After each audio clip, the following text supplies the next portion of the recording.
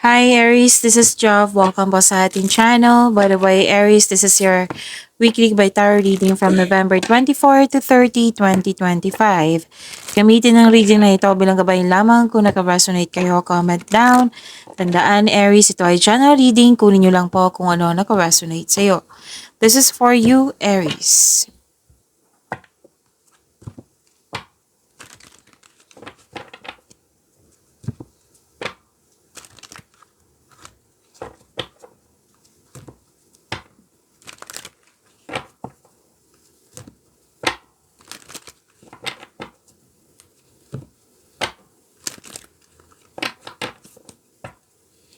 Para po ito sa iyo, Aries, ngayong November 24 to 30, 2025. Maraming salamat po sa inyong patuloy na suporta sa mga na-donate, sa mga hindi nag-skip ng ads. Maraming salamat po. Sa mga hindi pa nag-subscribe, subscribe na po kayo at click bell notification para malaman nyo na may bago tayong video. Para sa mga gustong magpa-reading po, comment po kayo ng personal reading. Again, comment kayo ng personal reading and check my reply sa comment section.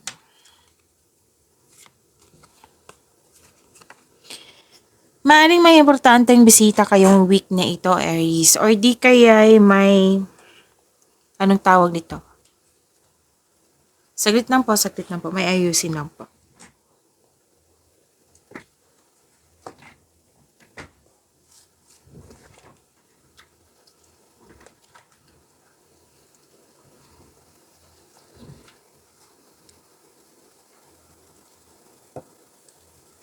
Okay. May importanteng bisita ngayong week na ito or kayo po ay may balak na bibisitahin or pwedeng importanteng lakad. Makakatanggap kayo ng opportunities or news or information na bibigyan mo siya ng agarang action o reaction. At nakikita ko dito na yung pwedeng negative thoughts to or nabibigatan ka, nahihirapan ka sa sitwasyon, sa isang tao o sa isang bagay na nag-decide ka dito ng pakawalan. Like, i-let go. Oo, i-let go mo na itong negativity, pinalitan mo ng positivity. Like, negativity thoughts na nirelease mo, pinalitan mo ng positive thoughts. Yan. So, nagkaroon ng recovery. Ang ilan sa inyo, nagkaroon ng panahon sa nature, sa pag-meditate, pag-grounding, yan. At may grupo ng tao dito na very supportive sa'yo and I believe this is your family. Nagkaroon po ng personal development and spiritual growth at may positive outcome, may success at may happiness. So claim niyo po, Aries.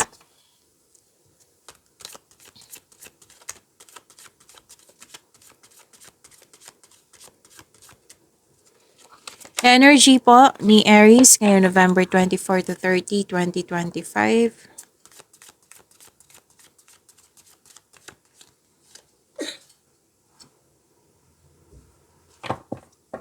Para sa mga bago dito, kung may napansin kayo na repeating message, yan po yung pinupush ng card sa inyo. Like for example, nanood kayo sa inyong monthly, weekly at daily, at may napansin kayo na repeating message, yan po yung pinupush ng card sa inyo na kailangan nyo bigyan ng atensyon, solusyon at aksyon kung maaari po. So na yung energy ni Aries ngayong November 24 to 30, 2025.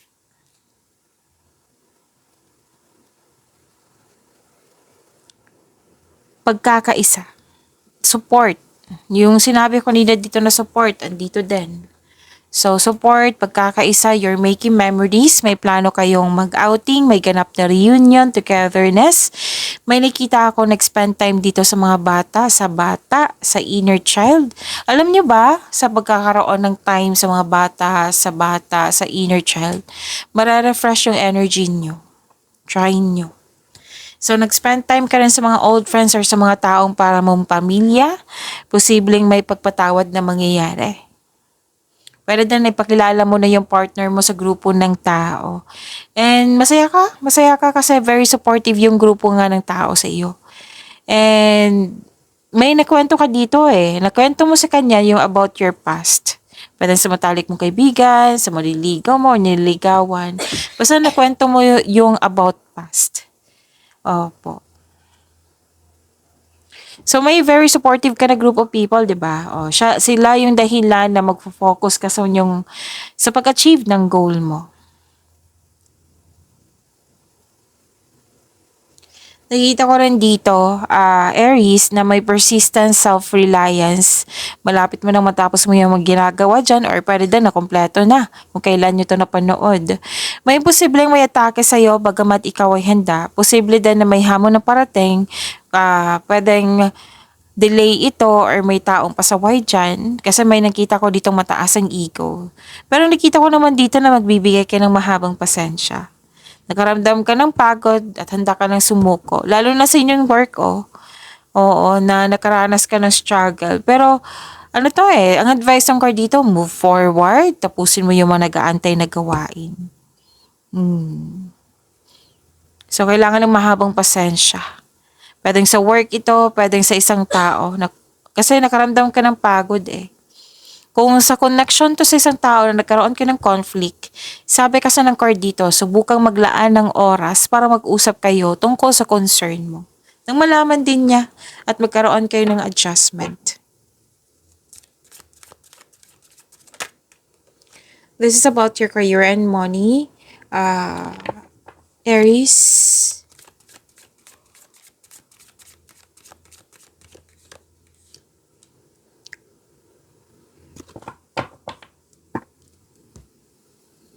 Grupo ng tao pa rin yung nakikita ko dito na very supportive sa'yo.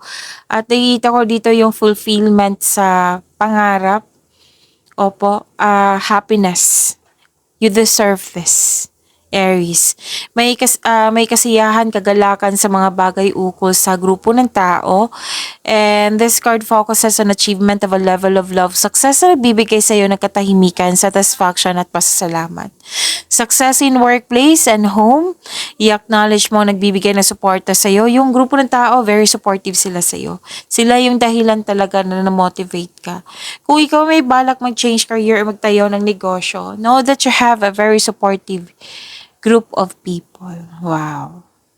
So, 3 card mismo nagsabi niya na very supportive sila sa iyo.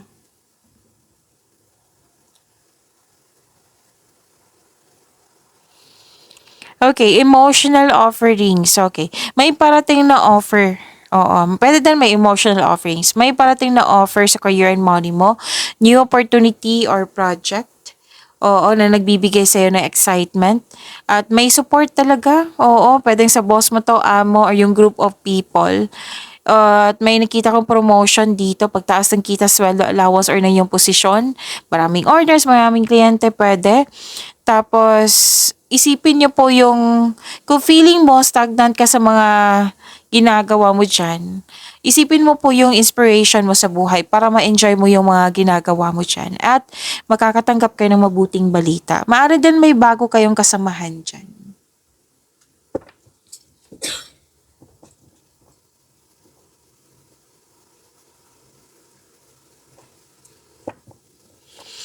At mabilis sumunlad yung career mo kasi marunong ka makinig sa iyong intuition. Humahantong ito sa pagtaas ng iyong kita, magdadala ito sa iyo patungo sa tagumpay kasi marunong ka makinig sa iyong intuition. Tapos ang ilan sa inyo may darating na bagong project na magiging excited ka. Magpapasigla to sa iyo.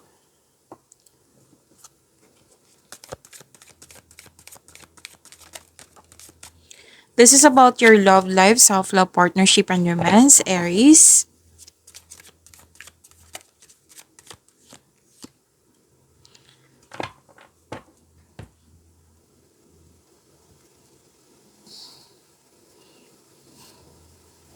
Okay, this is a good news. Oo, good news to.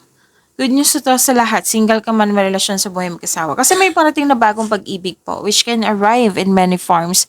Pwedeng self-love to, bagong kaibigan, bagong connection sa isang tao, pwedeng manliligaw or niligawan mo na magbibigay ito ng love, peace, and happiness sa iyong buhay. So that is a gift from the universe.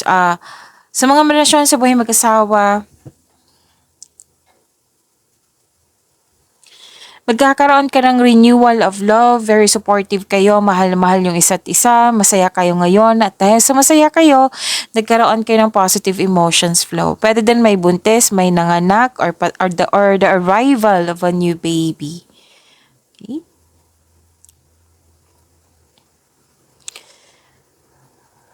Sa mga single po dito, ang ideal type niyo po ay stable, grounded, and trustworthy. Sa mga marelasyon sa buhay mag-asawa, sabay-sabay kayo nagtayo ng trust and stability. Ayaw niyo ng away. So this card tells you na you need to take things slow if you want the relationship to last. Pag-imanin niyo po yung blessings sa binigay sa inyo, Aries. See you tomorrow. Maraming salamat po.